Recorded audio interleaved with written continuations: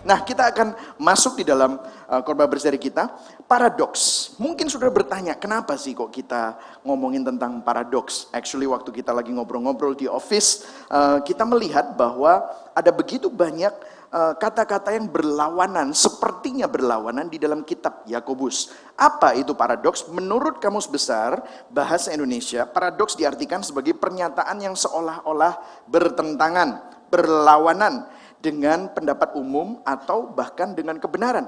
Tetapi kenyataannya waktu mereka ada di dalam sebuah konteks yang benar, ternyata kelihatannya bertentangan tetapi itu kebenaran.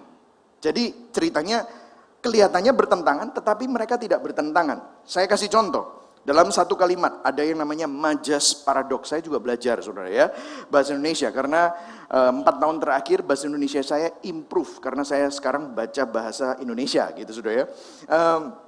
Saya kasih contoh. Tono merasa kesepian di dalam keramaian kota Surabaya.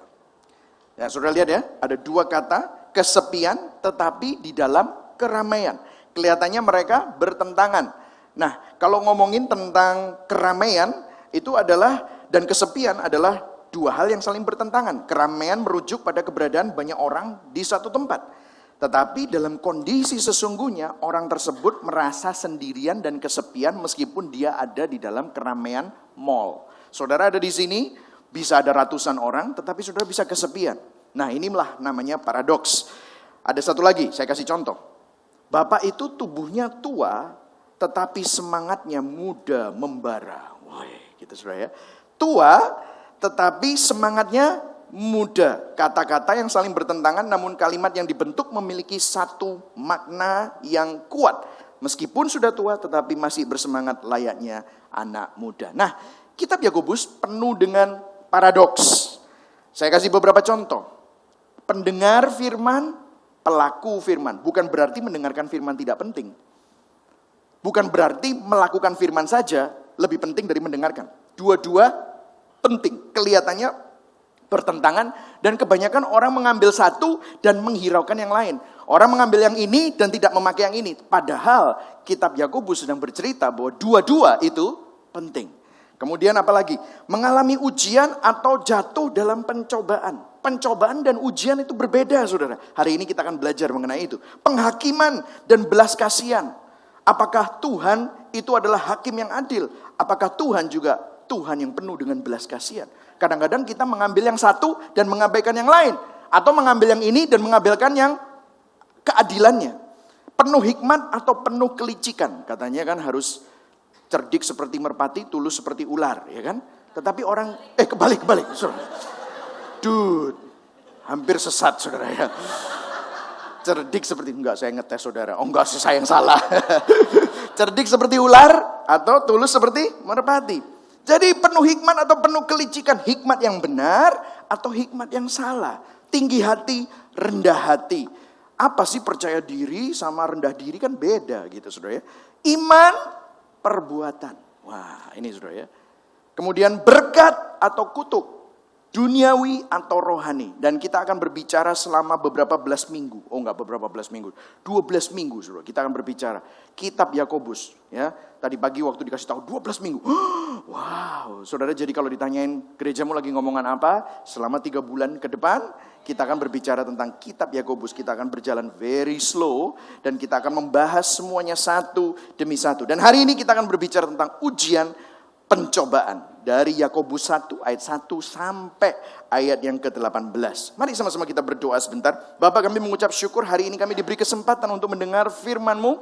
Tanpa ada tekanan, penganiayaan, tanpa larangan. Biarlah kami menganggap ini sebagai suatu anugerah. Sehingga firman yang kami dengar kami hargai Tuhan. Kami berdoa biarlah kalau kami buka HP kami, gadget kami, isinya Alkitab. Di dalam nama Tuhan Yesus yang percaya sama-sama katakan amin. Amin saudara. Nah, kita akan masuk di dalam Yakobus 1. Yakobus sebelumnya saya nanti akan ceritakan kepada saudara siapa Yakobus, tetapi mungkin kita langsung aja mendapatkan hintnya, petunjuknya dari ayat yang pertama. Oke, kepada yang kekasih saudara-saudari seiman saya, yaitu ke-12 suku umat yang sekarang tersebar di seluruh dunia. Salam dari Yakobus. Kita baca sama-sama yang kuning. 1, 2, 3. hamba Allah dan hamba dari penguasa kita, Kristus Yesus. Nah saudara, banyak orang nggak ngerti siapa Yakobus. Mereka berpikir Yakobus ini adalah salah satu dari murid Yesus yang inner circle-nya. Selalu Yesus disertai dengan 3 murid yang namanya siapa? Petrus, Yohanes, Yakobus. Ternyata bukan saudara. Yakobus ini bukan yang menulis kitab Yakobus. Yakobus itu adalah anak Zebedeus, saudara Yohanes. Yang menulis kitab Yakobus itu adalah saudara Yesus. Adiknya Yesus. Nah, kalau saudara lihat paradoks yang pertama yang ada di sini adalah adik Yesus bicara kepada seluruh gereja yang terdiri dari orang-orang Yahudi dari 12 suku. Dan dia berkata bahwa salam dari Yakobus, hamba Allah dan hamba dari penguasa kita, Kristus Yesus. Menurut saya ini agak aneh. Saudara punya kakak, punya adik? Saudara pernah gak ngomong sama, kalau misalnya saya punya adik Melisa. Tiba-tiba Melisa berdiri di sini. Nama saya salam dari Melisa, hamba dari Michael Christian. Semua orang bilang, waduh, dia agak-agak gini sekarang gitu. Betul gak saudara? Saudara mau jadi hambanya kakakmu? Mau? Nggak mau gitu saudara ya. Saudara, ini merupakan sesuatu yang luar biasa. Karena begini, ini adalah paradoks. Saudara Yesus Kristus tetapi juga hamba Yesus Kristus. Saudara ya, saudara pernah nggak bayangkan kalau kakak saudara atau adik saudara tiba-tiba ngomong, kamu tahu nggak? Papaku itu bukan papa. Hah? Mama itu hamil bukan dari papa. Hamil aku dari papa. Bukan. Hah? Mama punya selingkuhan? Bukan. Dari Roh Kudus. Wah. Coba bayangkan. Adiknya Yesus. Diomongin sama Yesus kayak gitu. Wah, kakakku. Gendeng nemen. Gitu. Betul gak saudara? Coba bayangkan. If you imagine. Saudara ada satu rumah. Satu rumah dengan Yesus. Dan saudara tahu gak? Aku adalah Mesias. Wah. Saudara seperti itu panggil wartawan, saudara langsung ditangkap, saudara ya. Itu yang terjadi. Dan that's exactly apa yang Yakobus alami. Yakobus menurut catatan sejarah dia nggak percaya bahwa Yesus itu Mesias dan Tuhan. Dari kecil. Saudara tahu yang percaya satu keluarga itu cuma Maria. In fact, kalau saudara perhatikan di Markus 3 ayat 21, ini saya ada di sini. Saudara tahu waktu itu Yesus lagi mulai pelayanan dan dia melakukan banyak mujizat dan dia mulai ngomong, aku ini Mesias, aku ini Tuhan, aku mengampuni dosa. Dan saudara lihat ayat 21 ya, kita baca sama-sama ya ayat 21 yang sampai yang kuning itu ya. 1, 2, 3. Waktu kaum keluarganya mendengar hal itu, mereka datang hendak mengambil dia. Siapa itu? Yesus, sebab kata mereka, ia tidak waras lagi. Ini termasuk Yakobus.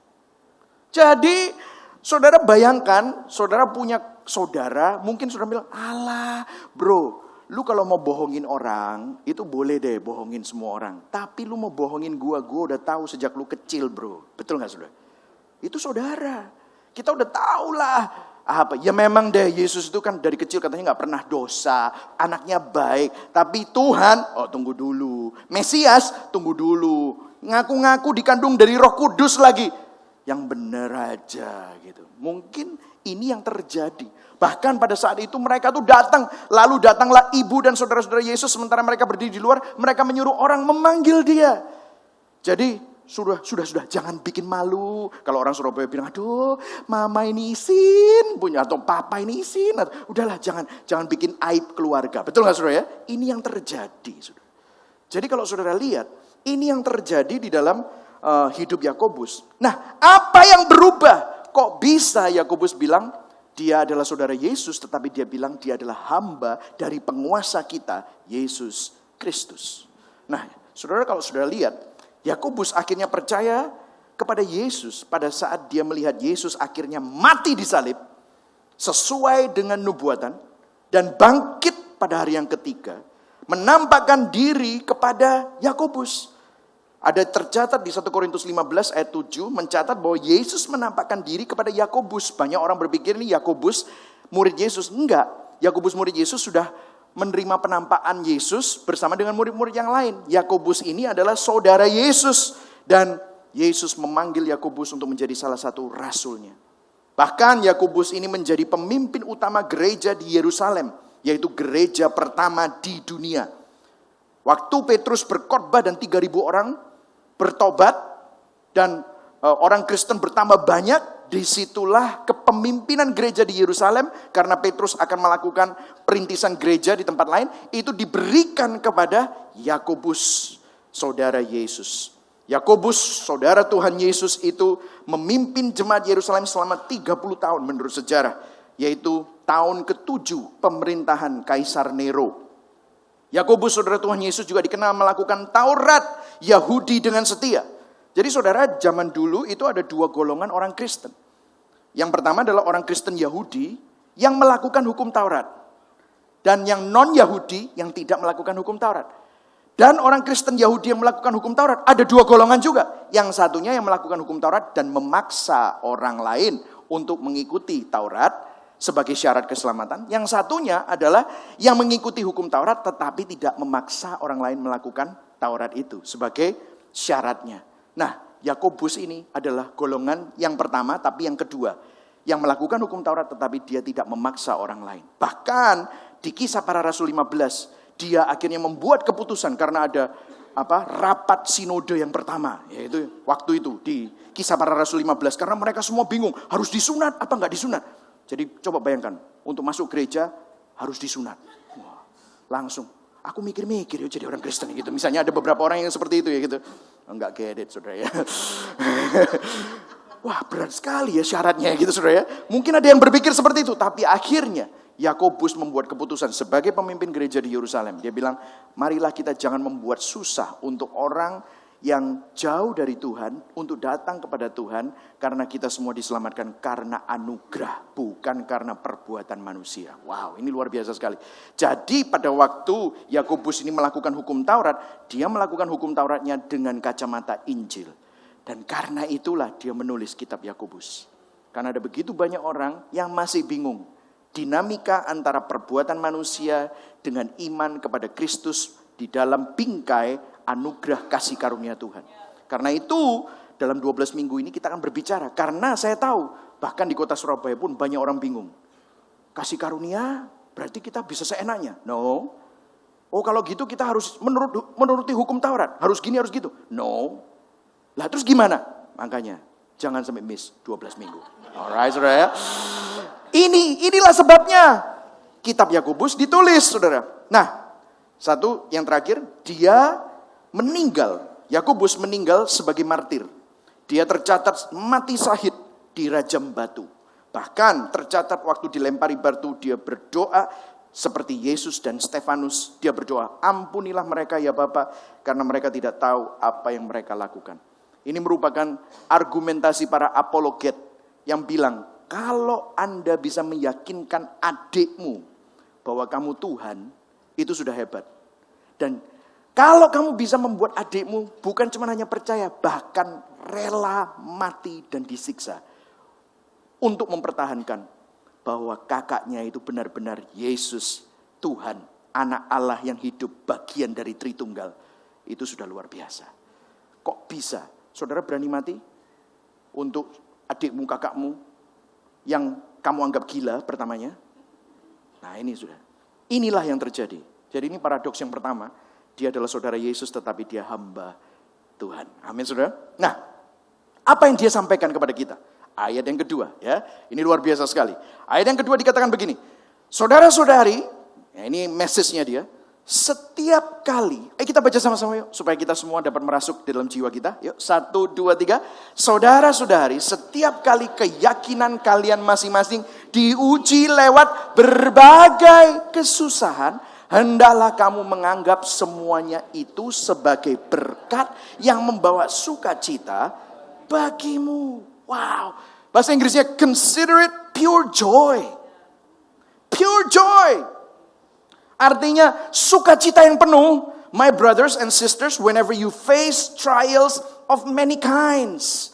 Jadi kalau kamu menghadapi begitu banyak masalah, pergumulan, saudara, saya mau kasih sebuah tesis, saudara ya. Dari ayat 1 sampai ke 18. 18 ayat ini, trials will come.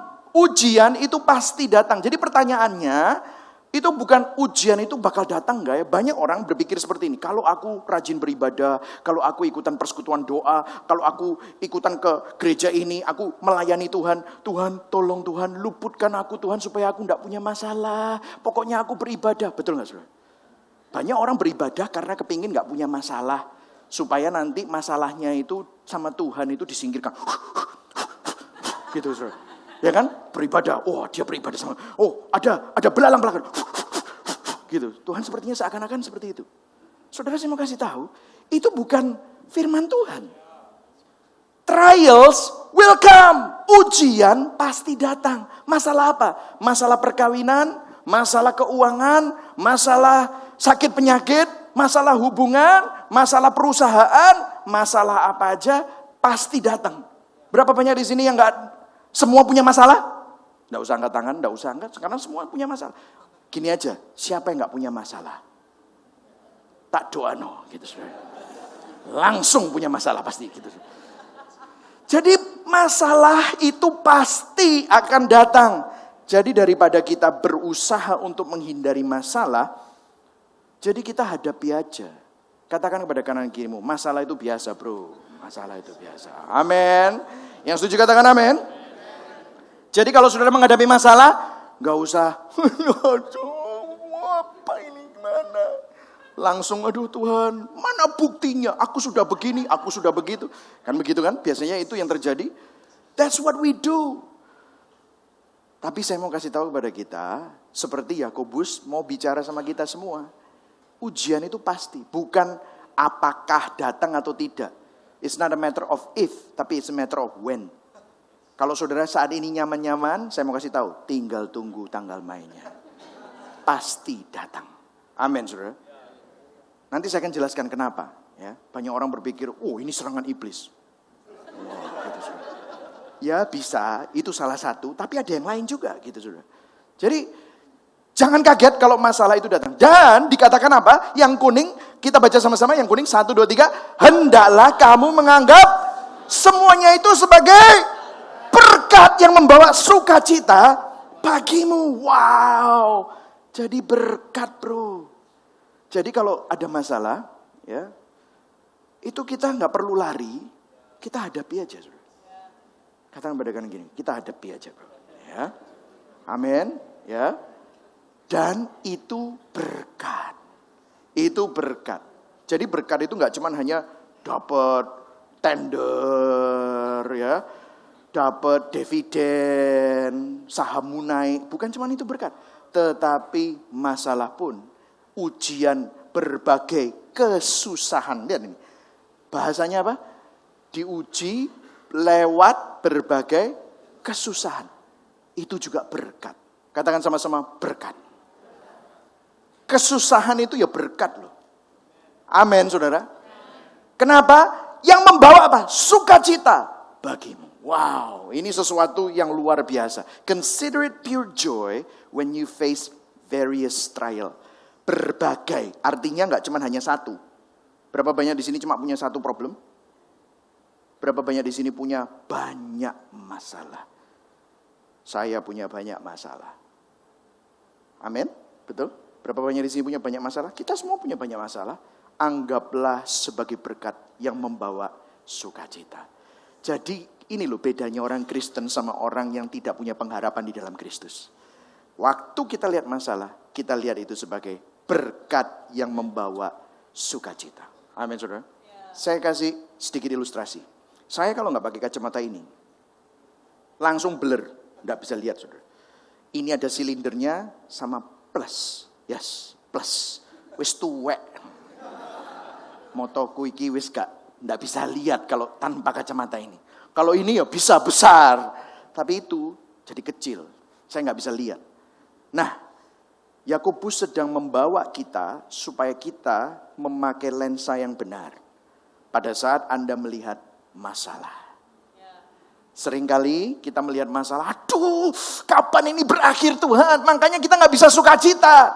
Makanya kita berusaha melakukan begitu banyak hal untuk lari dari masalah atau diluputkan dari masalah. Betul atau tidak, saudara? Tetapi hari ini saya berdoa supaya kita mempunyai lensa yang berbeda.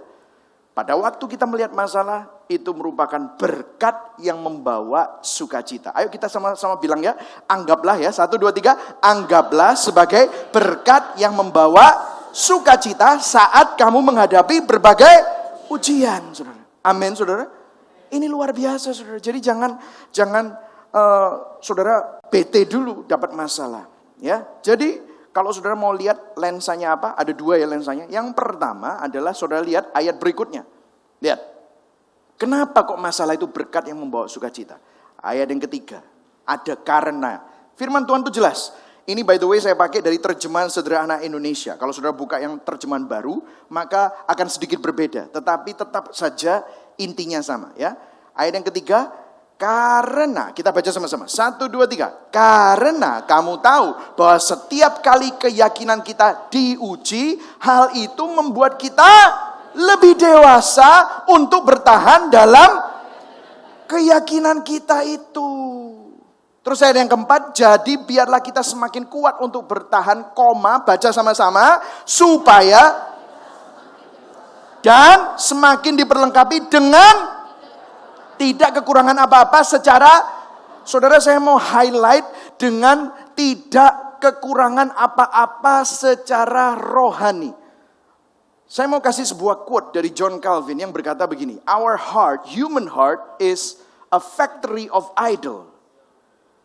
Hati manusia itu adalah pabriknya berhala. Berapa banyak di dalam hidup kita ini kita obsesinya banyak.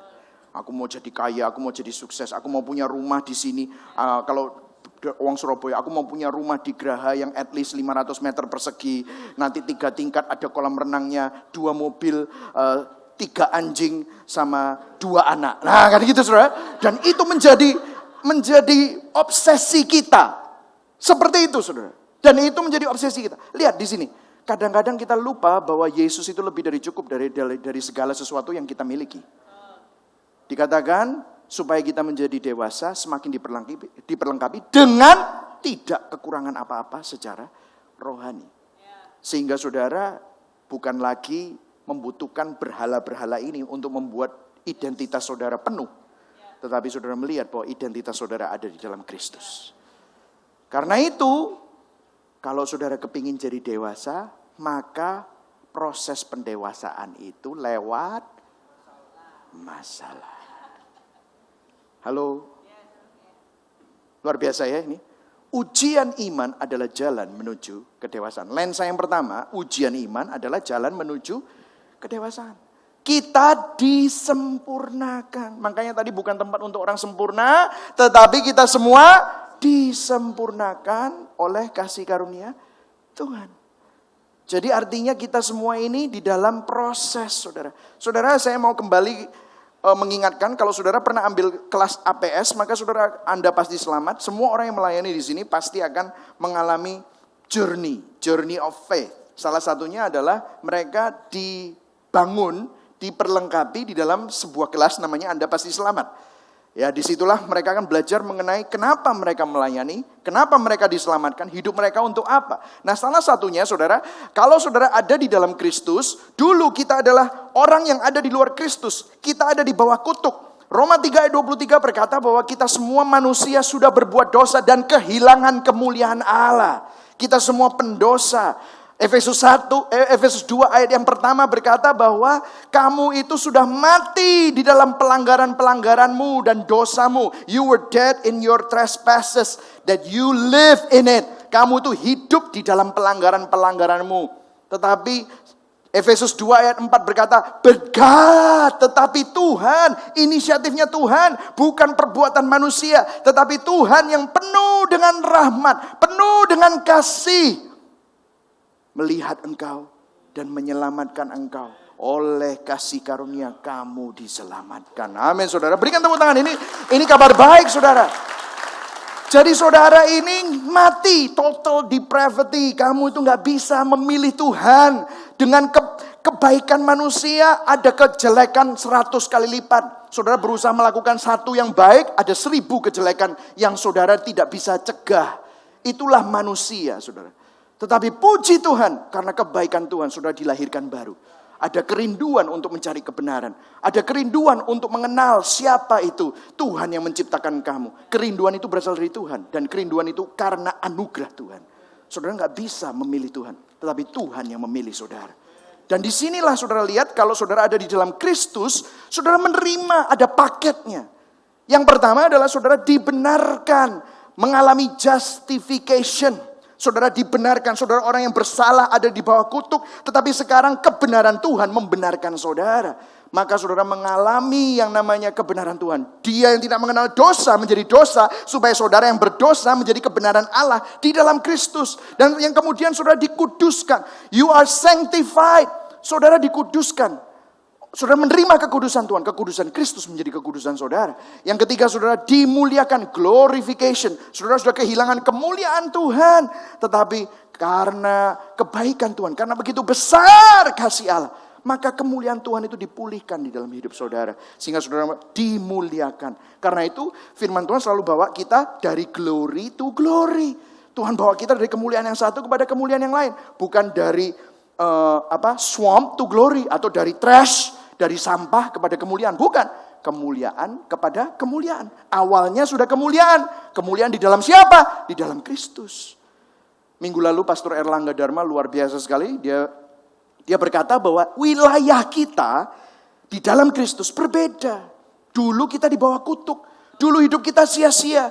Tetapi sekarang di dalam Kristus, wilayah kita, posisi kita di dalam Kristus. Maka waktu Allah Bapa melihat saudara, dia tidak melihat saudara tetapi dia melihat Kristus. Wow, ini luar biasa. Berikan tepuk tangan buat Tuhan. Amin, saudara.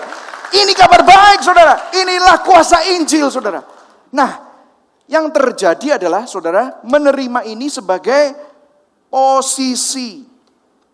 Kalau bahasa notaris, bahasa hukum itu de jure. Juridiksinya iblis tidak bisa mengganggu-gugat hidupmu. Siapa yang bisa menggugat orang-orang pilihan Allah? Roma 8 berkata, kalau Allah di pihak kita, siapa yang jadi lawan kita? Nah, tapi ini semua baru posisi.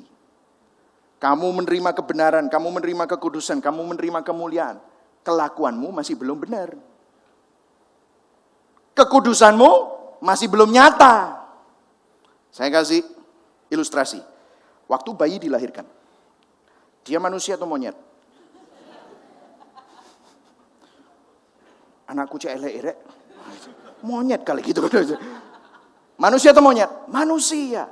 Tetapi dia masih bayi. Anak saya punya 3 anak. Yang pertama Jonathan. Tingginya 183. Udah bisa makannya banyak sekali. Barusan saya liburan sama dia. Gila, ini makannya banyak sekali. Gak habis-habis makannya gitu. Tapi kurus. Saya tuker aja yuk, tuker gitu saudara. Biar aku bisa makan banyak juga gitu saudara. Gak gemuk-gemuk gitu saudara. Kalau habis lahir langsung bisa seperti dia. Tiba-tiba seminggu kemudian jadi 183. Serem bro. Betul ya saudara? Tetapi dia manusia. Artinya begini. Dia tetap manusia. Seperti kita.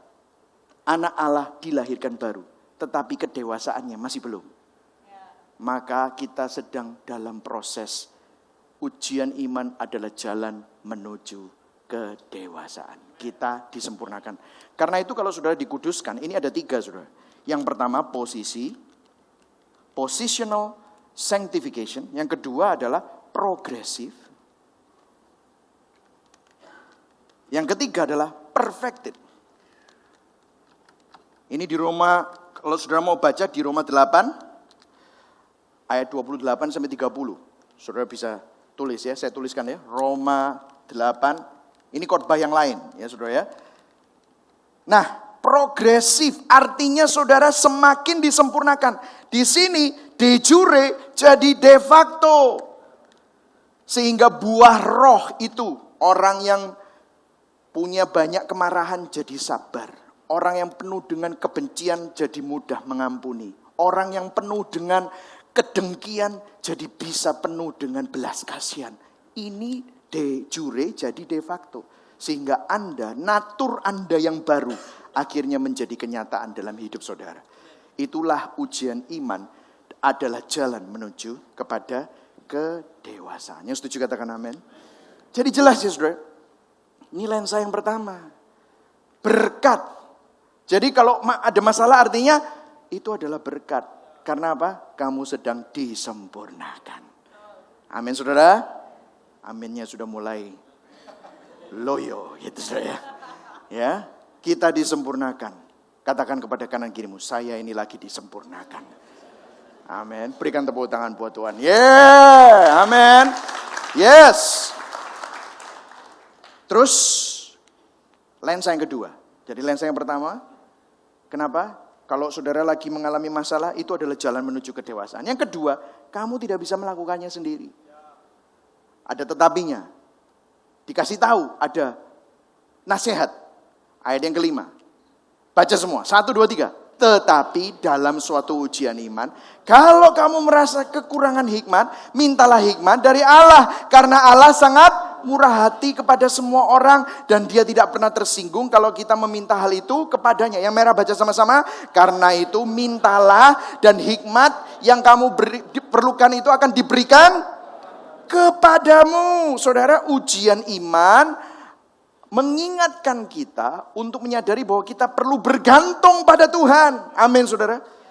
Kebanyakan kita ini berusaha dengan kekuatan sendiri untuk menghadapi segala-galanya. Kalau mau jujur nih ya, biasanya kalau semuanya nyaman-nyaman dan semuanya bagus-bagus, kita jadi lupa sama Tuhan. Betul nggak saudara? Saya juga termasuk saudara. Tiba-tiba doanya mulai berkurang. Tiba-tiba makan saking laparnya sampai lali doa. Gitu kan saudara ya? Makan aja sampai lupa doa. Dan yang semuanya akhirnya kalau ada kesuksesan, kita lupa bahwa semua yang baik, semua yang kalau ada sesuatu berkat, itu berkat dari Tuhan. Tapi kadang-kadang kita bilang, wah yang jago negosiasi aku, ciami aku, kayak gitu kan. Itu biasanya kita seperti itu. Tetapi pada saat ada masalah dan kita sadar bahwa kita nggak mampu, jalan buntu ke kanan dan ke kiri, biasanya bukan cari pertolongan Tuhan, langsung apa? Marah. Tuhan, mana buktinya? Aku kan sudah begini, aku kan sudah begitu. Kok dia bisa begitu sama aku? Kok kamu tidak melindungi aku? Bukan kita cari pertolongan Tuhan, tapi kita marah-marah sama Tuhan. Tetapi Yakobus bilang, jangan marah-marah sama Tuhan. Justru minta hikmat. Bahwa di tengah ujian dan masalah, lihatlah ada kebaikan di balik semua itu. Lihatlah Tuhan ini sedang membawa kamu kepada kedewasaan. Bergantunglah sama Dia. Kekuatannya bersama dengan kamu. Hikmatnya bersama dengan kamu. Kesempurnaannya menyempurnakan kamu. Amin saudara. Kadang-kadang dalam hubungan suami istri, kalau satunya lagi kepingin merubah pasangannya, kadang-kadang yang perlu berubah kita dulu. Yang perlu melihat bahwa Tuhan ini sedang berperkara dengan kita pribadi. Tetapi kadang-kadang kita minta supaya Tuhan rubah pasangan kita. Padahal yang terjadi adalah kadang-kadang kita yang perlu berubah. Ujian mengingatkan bahwa enggak bisa Tuhan, enggak fair. Tetapi disinilah ujian mengingatkan kita menyadari bahwa kita perlu bergantung pada Tuhan. Pada saat kita sadar bahwa kita enggak mampu, disitulah kemampuan Tuhan yang memampukan kita. Kekuatan Tuhan yang menjadi kekuatan kita. Amin saudara. Jadi hari ini saya nggak tahu apa yang sedang saudara hadapi. Mungkin saudara sedang menghadapi sesuatu yang berat. Tetapi jangan pernah saudara berpikir bahwa saudara bisa melakukannya dengan kekuatan. Biarlah saudara sadar bahwa kita perlu bergantung pada kekuatan Tuhan. Hikmat di sini maksudnya begini. Pada waktu ada masalah, kamu mempunyai kemampuan untuk melihat bahwa ada kebaikan. Bahwa ada Tuhan di sana. Ada anugerah Tuhan.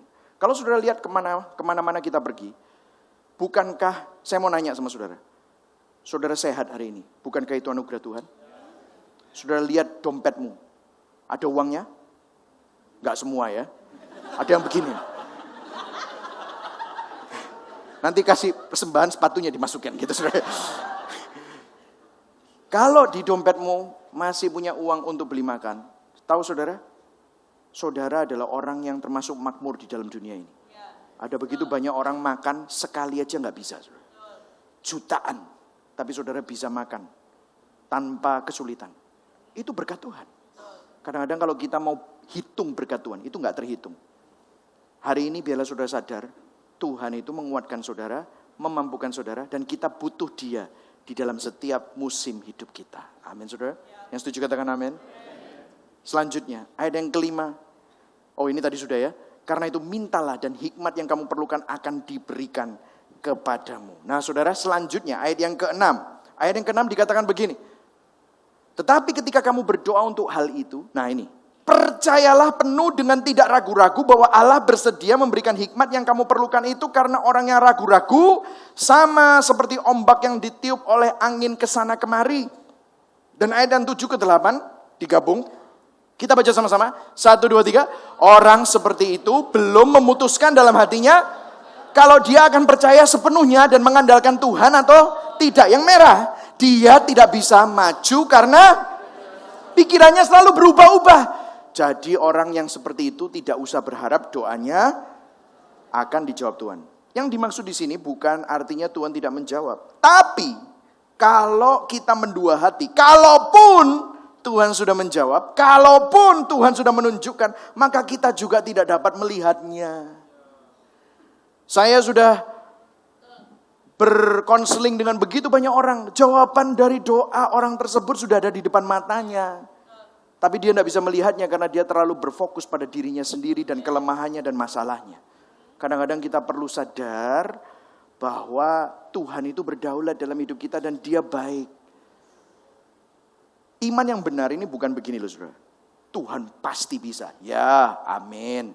Tuhan harus melakukan ini. Loh itulah pemaksaan saudara. Ya kan saudara? Ya kan? Tuhan sanggup. Iya, tahu. Tetapi yang lebih benar adalah Tuhan adalah Tuhan yang baik. Saat ini aku gak bisa melihat bahwa Tuhan itu baik. Tapi aku percaya bahwa Tuhan itu baik. Tuhan bantu aku untuk aku bisa melihat bahwa kebaikanmu ini ada di sini. Tuhan, Engkau adalah Tuhan yang berdaulat. Tetapi aku tahu sekarang aku gak ngerti kenapa aku harus mengalami ini. Tapi aku tahu Tuhan, rancanganmu bukan rancangan kecelakaan. Seakan-akan aku mengalami kecelakaan ini. Tapi aku tahu Tuhan, Engkau adalah Tuhan yang mengasihi aku. Jadi iman yang benar itu adalah Tuhan adalah Tuhan, God is good. Tuhan adalah God is loving. Tuhan mengasihi aku. God is sovereign. Tuhan adalah Tuhan yang berdaulat. Datanglah kerajaanmu, jadilah kehendakmu. Nah, saudara kalau saudara punya, pada saat saudara nggak ngerti, tapi saudara memilih untuk mempercayakan hidup saudara kepada Tuhan, maka di situ saudara tiba-tiba akan mempunyai pandangan yang berbeda.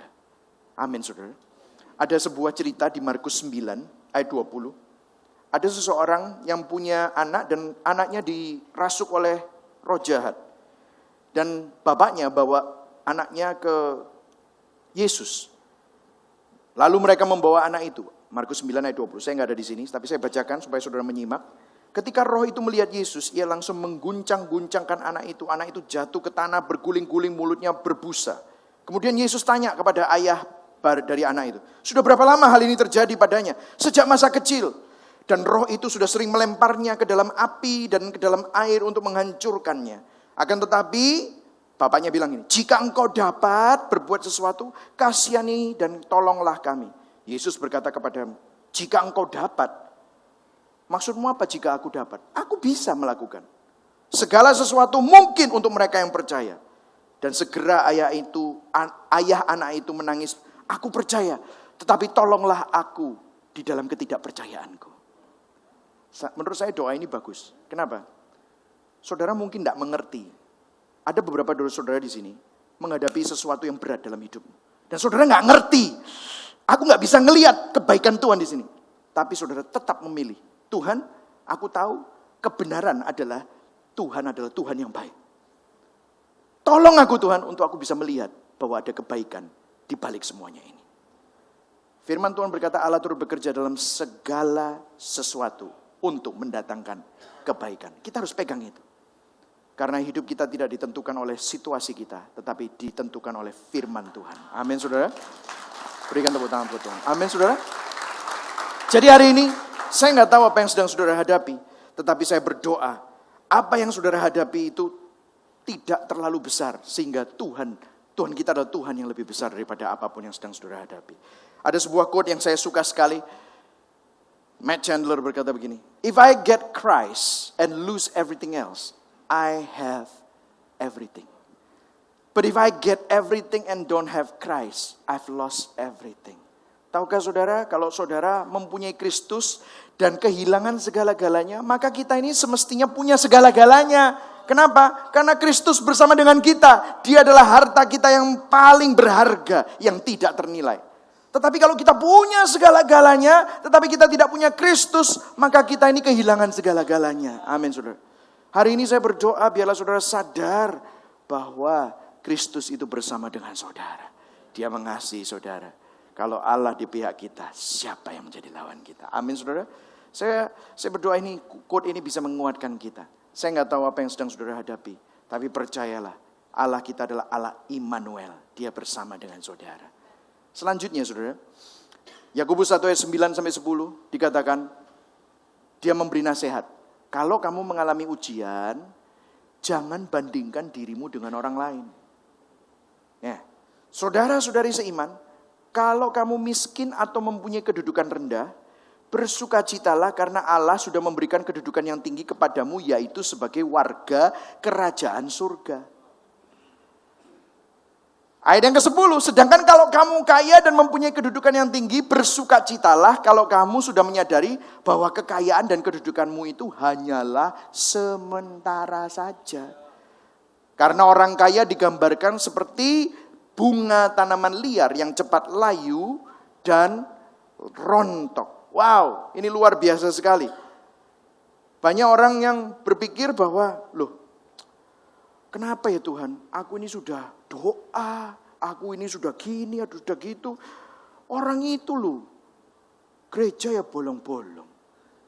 Aku ke gereja setengah jam sebelumnya sudah di sini. Sudah doa, duduk paling depan misalnya. Nggak ada offense, nggak ada offense. Maaf. Tapi dia, firman itu loh, baru jalan datang. Doanya sudah dijawab, lakui, sudah 10 tahun doa, gak dijawab-jawab, ya apa sih? Gitu. Pernah saudara seperti itu? Mungkin saudara seperti itu. Gitu. Saudara, tadi Budi memberikan sharing yang sangat powerful. Rencana Tuhan itu sempurna pada waktunya. Amin, saudara. Saudara tahu, yang membuat kita makin parah dalam membandingkan segala-galanya itu Instagram dan Facebook. Saudara tahu, saya menemukan ini. Instagram most likely to cause young people to feel depressed. Orang depresi, nggak lapo-lapo loh, depresi. Gara-gara apa? Lihat Instagram. Orang Instagram tuh, wah mesra. Wah, aku digandeng bojoku gak pernah gitu misalnya. Aduh, gitu. Padahal saudara itu mesra, nggak tahu. Habis mesra-mesraan, kaplok-kaplokan saudara itu. Saya sudah sering melihat seperti itu, saudara. Waduh, kelihatannya makan di mana-mana enak, jalan-jalan. Aduh, aku lo nggak pernah pergi kemana-mana, gitu, saudara. Saudara masih piamaan, lihat Instagram, depres tidur lagi, gitu, saudara. Betul, saudara? Instagram ini membuat orang itu membandingkan dirinya dengan orang lain, padahal orang lain itu juga belum tentu. Berapa banyak yang tahu mereka juga punya masalah yang sama kamu.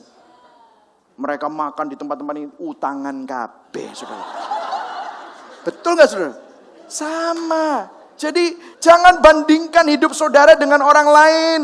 Orang lain itu juga punya masalah seperti saudara. Biarlah saudara sadar bahwa waktu Tuhan untuk saudara itu berbeda dengan waktu Tuhan untuk orang lain. Jadi gak usah banding-bandingkan hidup saudara dengan orang lain. Makanya dibilang, kalau kamu merasa kamu ini miskin, kamu merasa kayaknya orang lain lebih enak, yang lagi dalam keadaan enak dan diberkati, sadarlah bahwa itu semua adalah titipan untuk kita dapat memuliakan Tuhan. Yang lagi dalam pergumulan dan masalah dan kelihatannya kamu lagi bokek, kelihatannya. Hei, sadar, itu semua sementara dan di balik semua pergumulan itu ada Tuhan di sana yang sedang menyempurnakan kamu untuk mendewasakan kamu sehingga kamu tidak kekurangan apa-apa secara rohani. Amin, saudara. Wow, luar biasa sekali. Ini kabar baik loh, saudara. Terima ini. Biar saudara itu bisa sadar. Iya ya, ngapain ya? Kadang-kadang kita ini berusaha menyenangkan orang yang tidak kita suka dengan uang yang kita tidak punya. Betul gak sih? Betul gak? We try to impress people that we don't like with money we don't have. Ya kan? Itu menyedihkan, saudara. Mendingan kita hidup. Makanya Rasul Paulus bilang, aku dalam kekurangan, aku dalam kelebihan, aku mencukupkan diriku dalam segala sesuatu. Dia mau bilang begini, aku naik business class, naik pesawat, atau naik ojek, sama saja. Aku belajar untuk mencukupkan diri di dalam segala sesuatu. Kadang-kadang kalau kita sudah naik business class, atau naik bintang 5, tidur di bintang 5, tinggal di losmen kayaknya gatel gitu, saudara. No. Sama, semuanya sementara. Rumah kita sekarang kelihatannya megah, nanti kalau sudah mati semuanya dikubur di tanah sama-sama. Sama. Karena itu kalau saudara dikasih banyak titipan, pakailah itu untuk kemuliaan Tuhan. Kalau saudara sedang mengalami banyak pergumulan, saudara sadarlah bahwa di balik semuanya itu adalah berkat yang membawa sukacita. Amin, saudara. Jadi nggak usah bandingkan diri. Katakan pada kanan, wis nggak usah banding-banding, oke? Ya, nggak usah mbok liai, like-mu berapa, nggak usah gitu. Santai aja. Amin, saudara. Yang setuju katakan amin. Yakobus 1 ayat 11, ayo kita baca sama-sama. 1, 2, 3. Karena pada pagi hari ketika matahari semakin tinggi dan panas, tanaman itu menjadi kering dan bunganya segera rontok dan keindahan bunga itu hilang. Begitu juga yang terjadi kepada setiap orang kaya, dia akan mati pada waktu dia masih sibuk dengan. Jadi maksudnya bukan orang kaya itu nanti sengsara, enggak. Maksudnya gini, semua ini sementara. Kita ini hidup di dunia untuk melihat kepada pengharapan bahwa Tuhan membawa kita masuk ke dalam kerajaan surga untuk selama-lamanya. Adalah sukacita yang kekal. Karena itu hari ini kalau saudara sedang mengalami begitu banyak ujian, maka saudara ini sedang ada di dalam berkat yang membawa sukacita. Amin. Selanjutnya ayat 12. Dan ada janji, kabar baik. Setiap kalian yang bertahan ketika keyakinanmu diuji oleh Tuhan lewat kesusahan, hendaklah kamu, ayo baca yang kuning, 1, 2, 3. Hendaklah kamu bersukacita karena kamu benar-benar akan diberkati Allah. Berikan tepuk tangan buat Tuhan, amin. Katakan pada kanan kirimu, berkat bro, berkat, amin. Ya, jadi berkat itu bukan hanya materi. Berkat itu justru di tengah pergumulanmu ada Yesus di sana. Karena Yesus adalah imam besar kita yang mengerti semua pergumulanmu. Dia pernah mengalami apa yang kau alami. Kalau kamu dikhianati, Bapak tidak tahu saya dikhianati sama pasangan saya. Saya dikhianati sama suami saya atau istri saya. Yesus juga pernah dikhianati oleh muridnya sendiri. Dikhianati oleh saudara-saudara yang begitu dekat. Dianggap gila sama adiknya. Coba bayangkan. Bodoh. Tapi dia tidak berdosa. Dia mengalahkan semuanya itu. Amin. Selanjutnya, saudara, saya hampir selesai. Nah ini yang terakhir nih. Apabila seseorang dicobai. Nah, pada waktu kamu mengalami semuanya ini, jangan kamu nyalain Tuhan. Dan kalau kamu mengalami sesuatu, itu belum tentu juga ujian. Kadang-kadang itu konsekuensi dosamu sendiri. Apabila seorang dicobai, janganlah ia berkata, pencobaan ini datang dari Allah. Ini paradoksnya di sini, saudara, paradoksnya. Pencobaan ini datang dari Allah. No, sebab Allah tidak dapat dicobai oleh yang jahat dan ia sendiri tidak mencobai siapapun. Ayat 14, kita baca sama-sama. Pelan-pelan. 1, 2, 3. Tetapi tiap-tiap orang dicobai oleh keinginannya sendiri karena ia diseret dan dipikat olehnya. Ayat 15, dan apabila keinginan itu telah dibuahi, ia melahirkan dosa. Dan apabila dosa itu sudah menjadi matang, ia melahirkan maut. Saudara, ada perbedaan. Pencobaan dan godaan itu berbeda dengan ujian. Saya kasih contoh ya. Misalnya saudara, ini musim reunian. Kemarin itu saya ada reunian, tapi saya nggak ikut. Karena saya baru pulang dari liburan sama keluarga saya.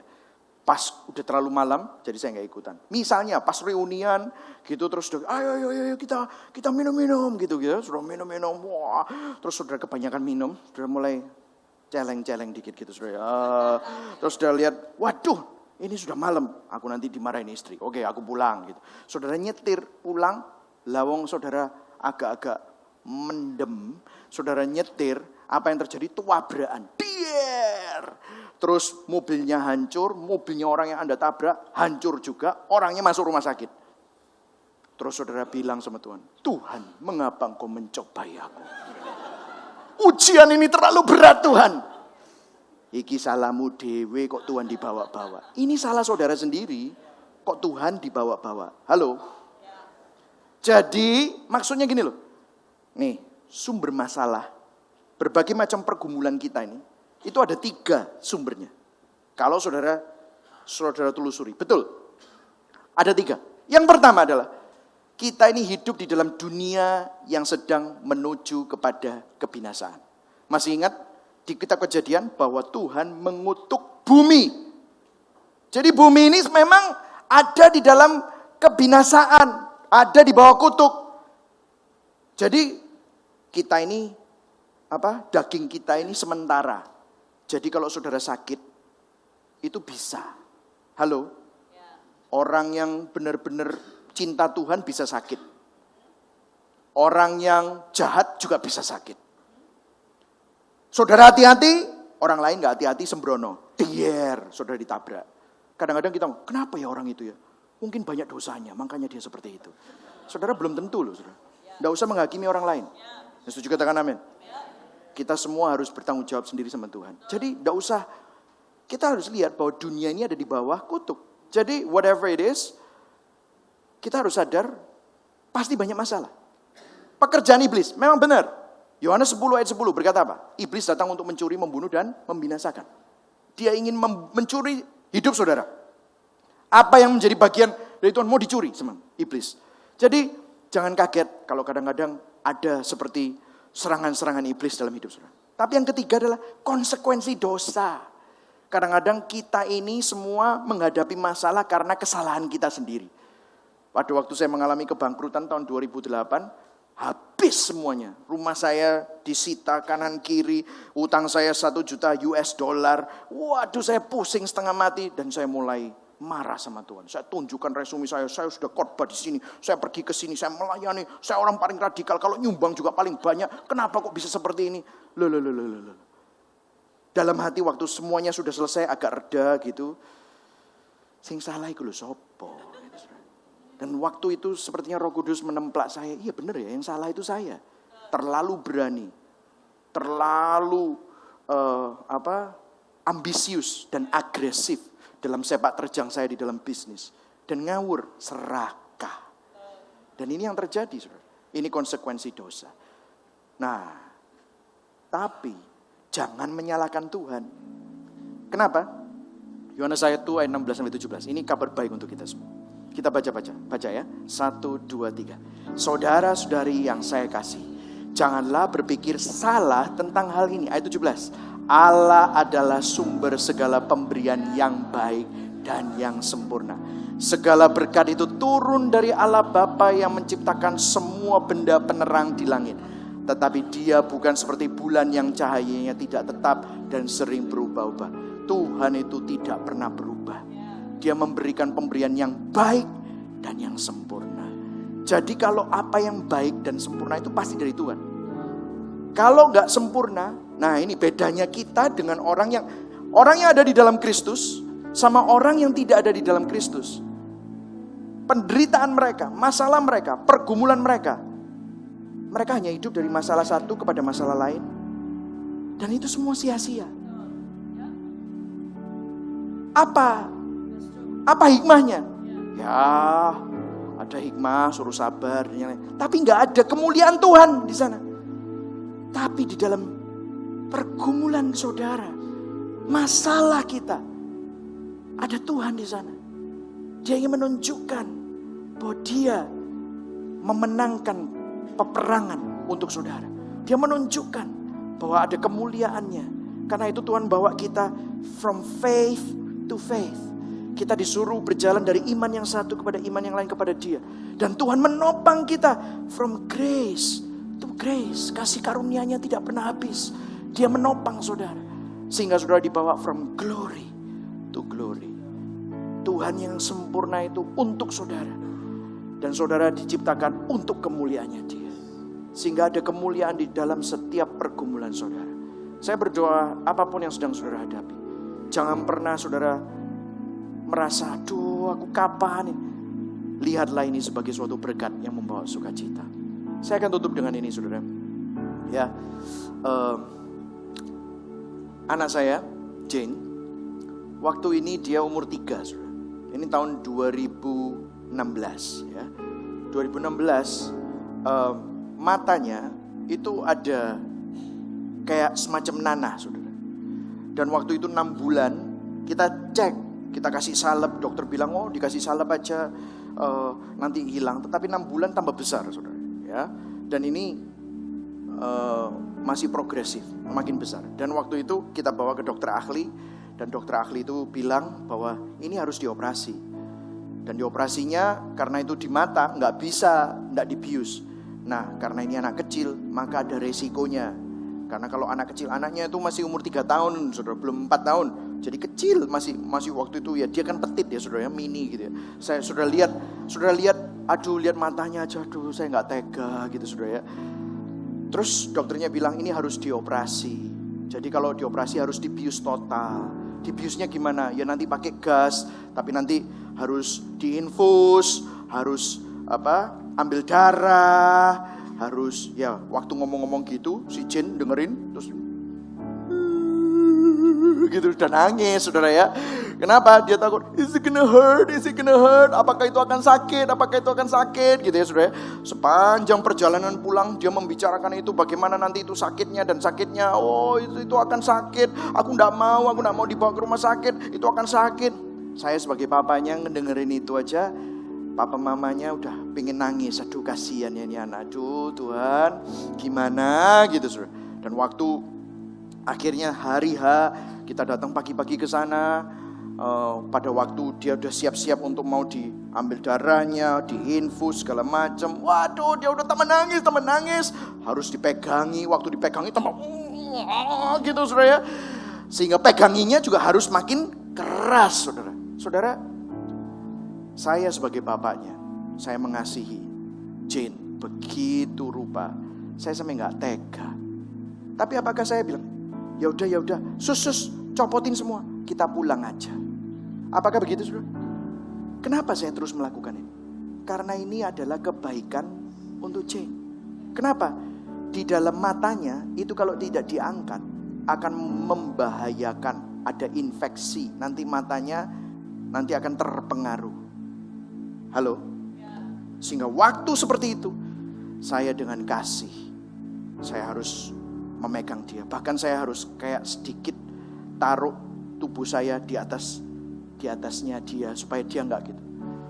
Terus susternya gini-gini, keliru pisan. Aduh, sampai iki suster yo tambah parah.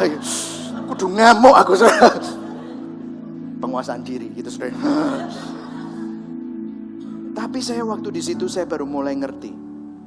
Saudara, waktu saya menghadapi masalah pergumulan, saya seperti aku enggak mau, kenapa aku harus seperti ini. Tuhan tahu yang terbaik untuk saya, karena ada beberapa hal di dalam hidup saya yang kalau tidak diproses, kalau tidak mengalami progressive sanctification, itu bisa membahayakan saya. Dalam hidup kita ada begitu banyak hal yang Tuhan ingin hilangkan, karena Tuhan mengasihi saudara. Ada kemuliaan di balik semuanya itu. Ada kebaikan di balik semuanya itu. Ada Tuhan di sana. Kalau Bapak yang tidak sempurna bisa melakukan itu untuk anaknya, apalagi Bapak kita di surga. Berikan tepuk tangan buat Tuhan. Amin saudara. Hari ini saya nggak tahu apa yang sedang saudara hadapi, tapi Tuhan adalah Tuhan yang baik dalam hidup saudara. Dia tahu waktunya yang tepat untuk saudara. Apapun pergumulan itu, anggaplah sebagai berkat yang membawa sukacita. Ini Jane akhirnya selesai. Dan sekarang kalau saudara ketemu sama dia, di matanya nggak ada sama sekali. Begitu juga saya percaya, Tuhan akan membawa saudara semakin serupa dengan Kristus. Sehingga nggak cuma hanya posisi saudara yang diselamatkan, tetapi secara kenyataan saudara semakin serupa dengan Kristus. Amin. Saudara diberkati hari ini. Mari sama-sama kita bangkit berdiri. Amin. Ayat yang terakhir, saudara. Ada contoh pemberian yang sempurna itu yang diberikan Tuhan kepada kita. Contohnya luar biasa sekali. Ayat 8, sebagai contoh pemberian yang sempurna itu. Ya, ayat 18, ayat 18. Sebagai contoh pemberian yang sempurna itu. Titik 2, kita baca yang kuning. 1, 2, 3. Allah sudah memilih kita untuk menerima kelahiran baru melalui berita keselamatan yang benar dari Dia, supaya kita yang percaya akan berita itu menjadi umat kepunyaan Allah yang istimewa. Wow. Jelek-jelek begini, saya adalah umat kepunyaan Allah yang istimewa. Amin, saudara. Kalau Allah di pihak kita, siapa yang jadi lawan kita? Dia bersama dengan saudara. Amin.